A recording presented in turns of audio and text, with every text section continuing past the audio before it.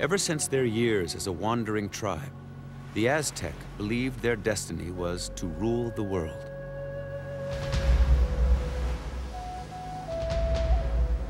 Now, at the height of empire, Moctezuma listened to his dreams and saw the signs.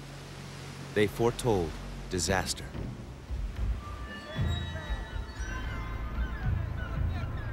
Then, word came of strange happenings in the east. Boats and men landing on the Mexican coast. Men unlike any they had encountered before.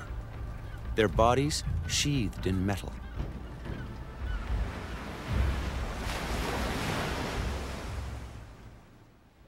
Moctezuma sent scouts to the coast to find out more about the new arrivals.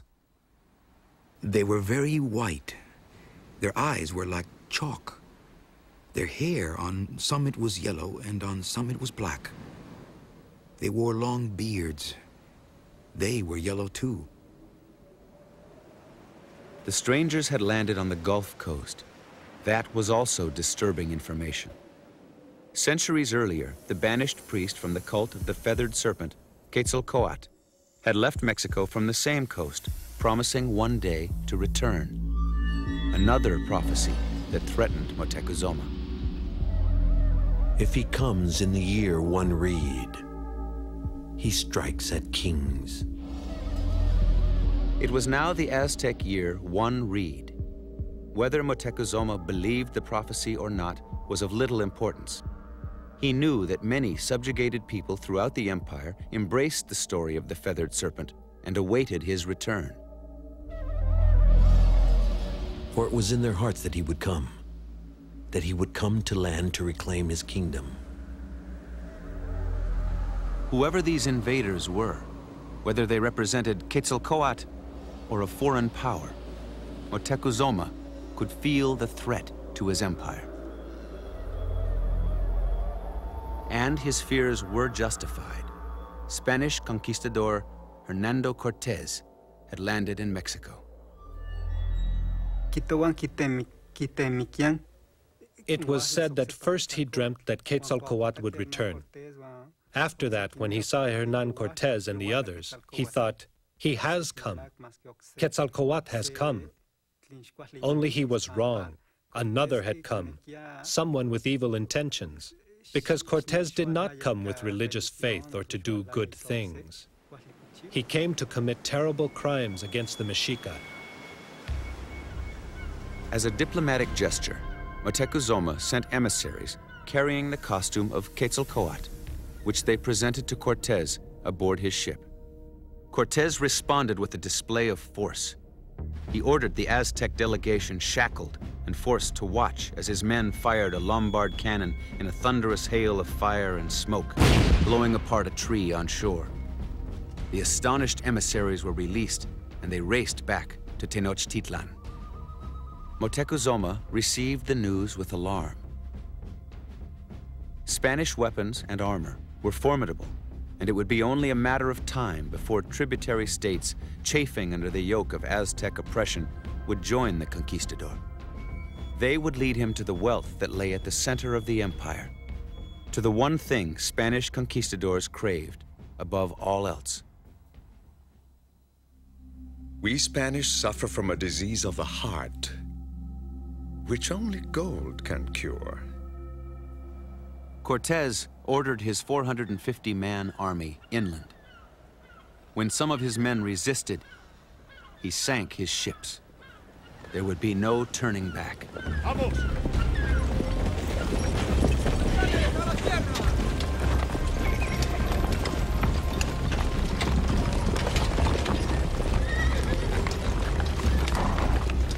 The army moved relentlessly toward the Valley of Mexico. As Moctezuma had anticipated, Cortez formed alliances along the way with rebellious city-states. One tributary leader spoke for the fears of many. Moctezuma and the Mexica have given us much pain. They have imposed a tribute upon us. They have become our rulers. If the Spaniards should abandon us in haste, if they should go, so perverse are the Mexica that they will kill us. While many nations lived in fear of the Aztec, one city-state less than 50 miles east of Tenochtitlan had never fallen to the empire. Tlaxcala. There, Cortez forged his key alliance. 6,000 Tlaxcalan troops joined the Spaniards.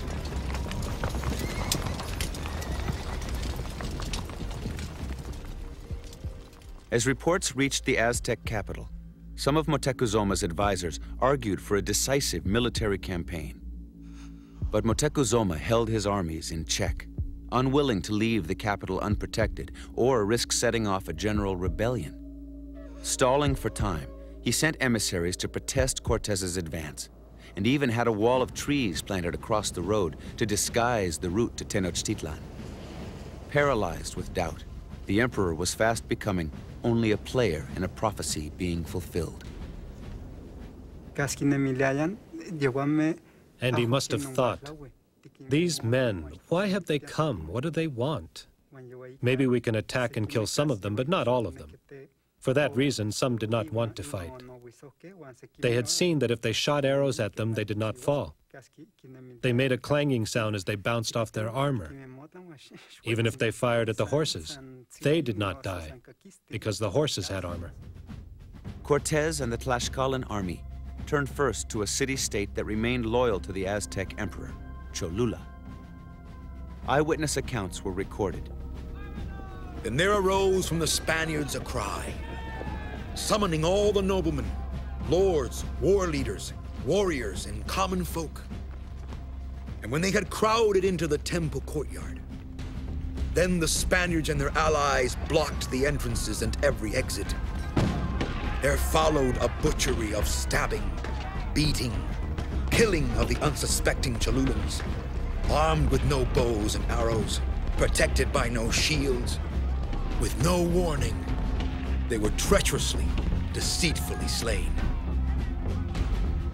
6,000 Cholulan citizens lay dead in the streets.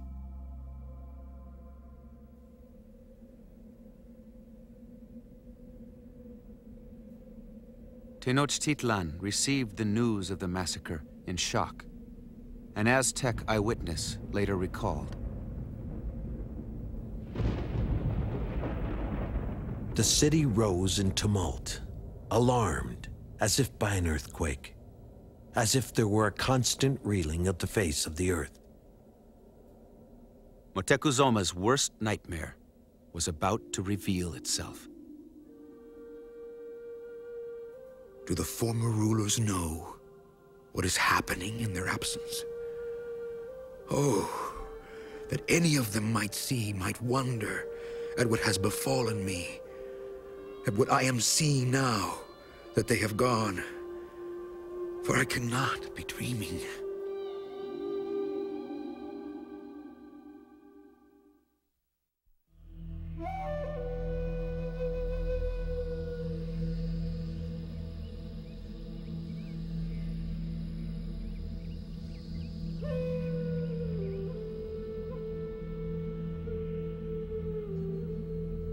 Proudly stands the city of Mexico, Tenochtitlan. Here no one fears to die in war. Keep this in mind, O princes. Who could attack Tenochtitlan? Who could shake the foundations of heaven?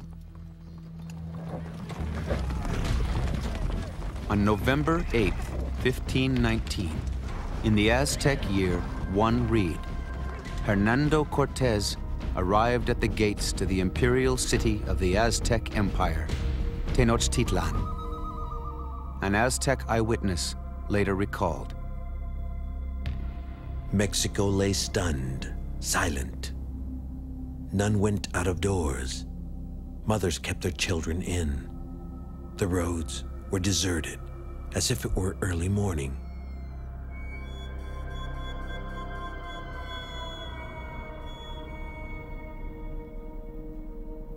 Motecuzoma walked out onto the Grand Causeway. Coming face to face with Cortez, the emperor offered his hospitality, leading the Spaniards through the city gates to his imperial palace. The people of Tenochtitlan watched, and their words were remembered. The iron of their lances glistened from afar. The shimmer of their swords was as of a sinuous watercourse. Their iron breast and back pieces, their helmets, clanked. Some came completely encased in iron, as if turned to iron. And ahead of them ran their dogs, panting, with foam continually dripping from their muzzles. The Spanish soldiers were themselves struck with awe. We were astounded. The majestic towers and houses, all of massive stone and rising out of the waters, were like enchanted castles we had read of in books.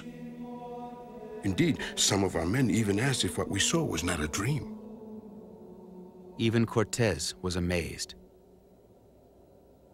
Considering that these people are barbarous, lacking the knowledge of God and cut off from all civilized nations, it is truly remarkable to see what they have achieved.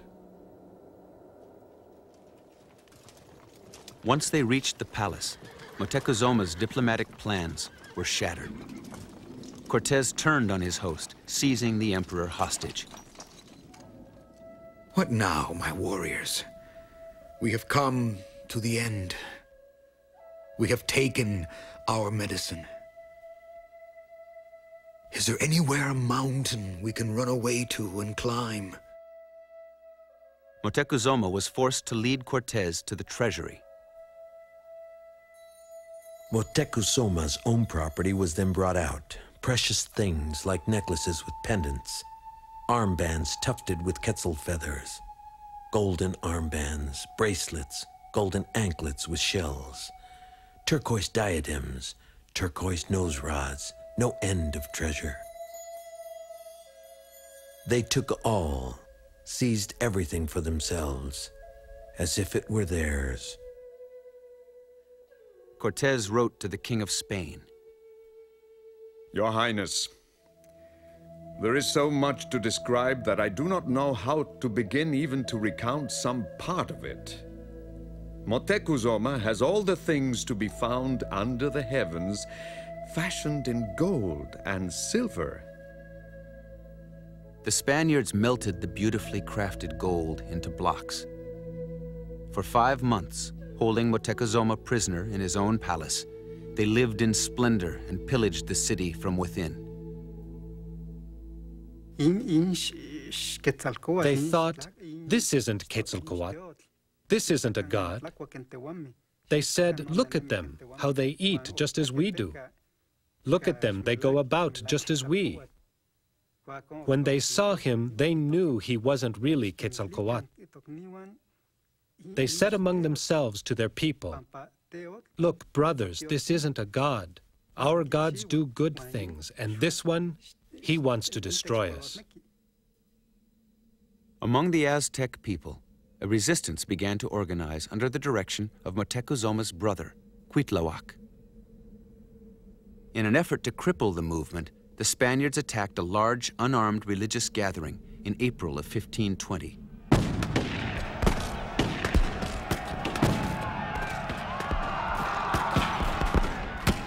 One man who saved his life by playing dead later recounted the scene. They charged the crowd with their iron lances and hacked us with their iron swords. They slashed the backs of some. They hacked at the shoulders of others, splitting their bodies open. The blood of the young warriors ran like water. It gathered in pools. And the Spaniards began to hunt them out of the administrative buildings, dragging and killing anyone they could find, even starting to take those buildings to pieces as they searched.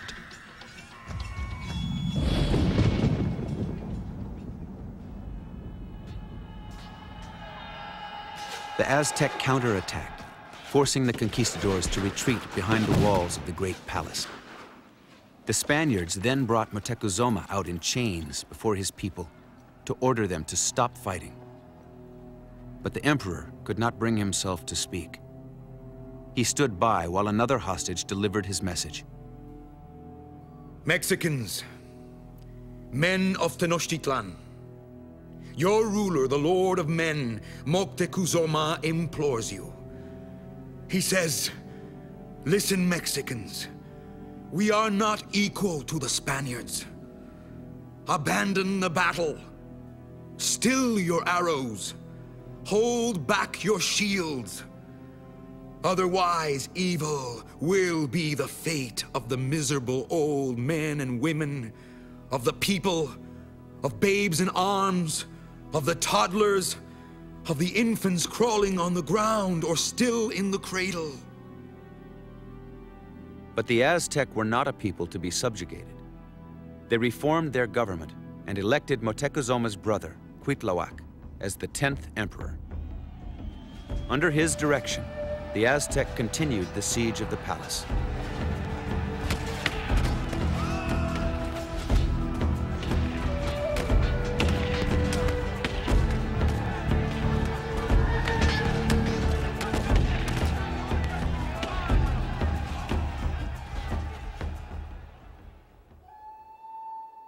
After 30 days, Moctezuma was killed.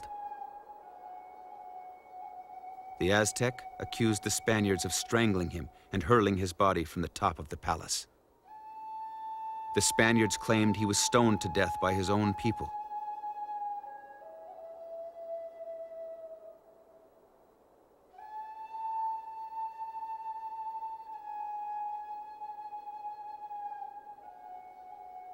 One of the most powerful men on earth had fallen, trapped in a play of destiny.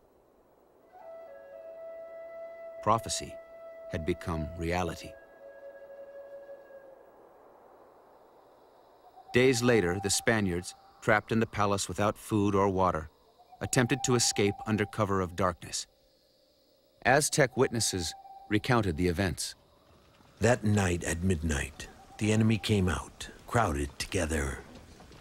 The Spaniards in the lead, the Tlaxcalans following, screened by a fine drizzle, a fine sprinkle of rain. They were able, undetected, to cross the canals.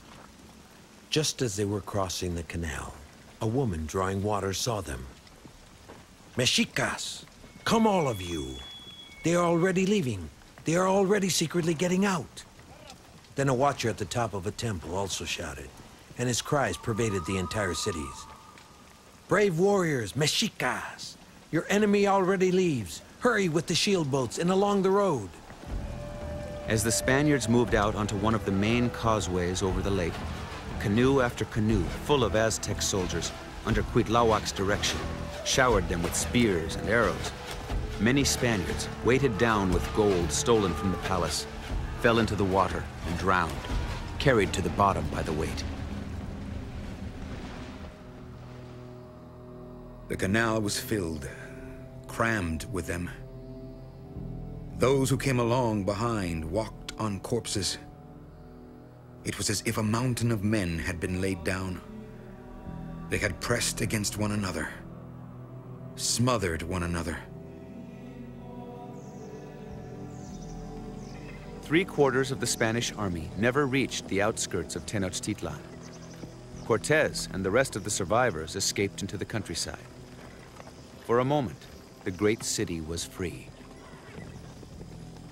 And when the Spaniards thus disappeared, we thought they had gone for good, never more to return. Once again, the temples could be swept out, the dirt removed. They could be adorned, ornamented.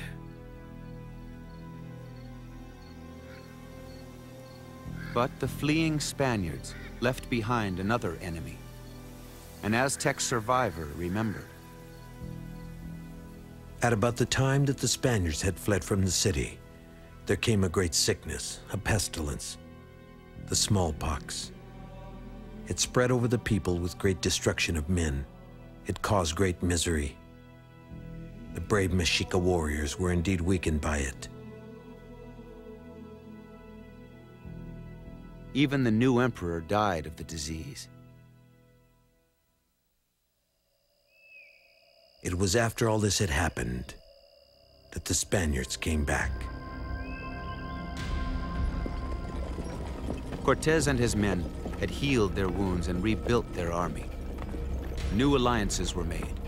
The Spaniards and 75,000 Tlaxcalan and allied Indian soldiers set siege to Tenochtitlan. The entire population rose to defend their city. Aztec witnesses would remember the struggle. Fighting continued. Both sides took captives. On both sides, there were deaths. Great became the suffering of the common folk. There was hunger. Many died of famine. There was no more good, pure water to drink. Many died of it. The people ate anything. Lizards, barn swallows, corn leaves, salt grass. Never had such suffering been seen. The enemy pressed about us like a wall. They herded us. The brave warriors were still hopelessly resisting.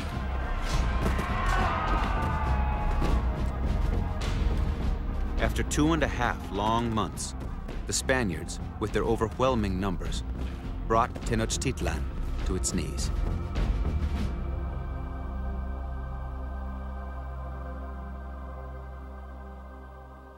Finally, the battle just quietly ended. Silence reigned. Nothing happened. All was quiet and nothing more took place. Night fell, and the next day nothing happened either. No one spoke aloud. The people were crushed.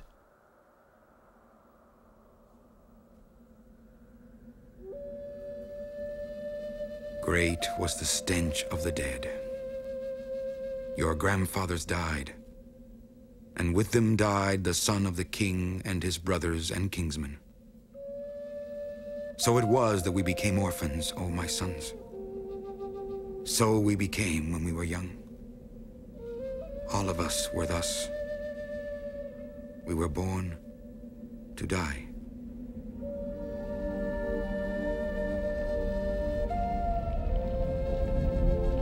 Tenochtitlan was leveled. The magnificent gardens, the marvel of their world, were destroyed. The rivers and canals that so amazed the Spaniards were filled in. Then Cortez set fire to the aviaries.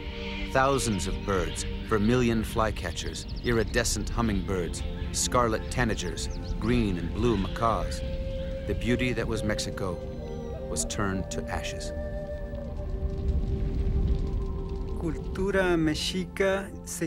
Some say the Mexica came to an end. It's gone, finished. We're still here. We, the people who ignorant outsiders insult by calling us Indians. We are here. This culture was not finished off. The culture is gone as an empire, as a social, political, religious structure. But what remains is what the people have. We weren't finished off.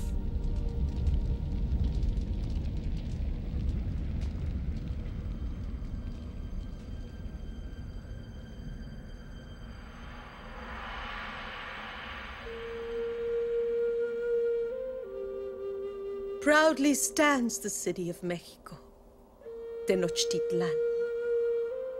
Here no one fears to die in war.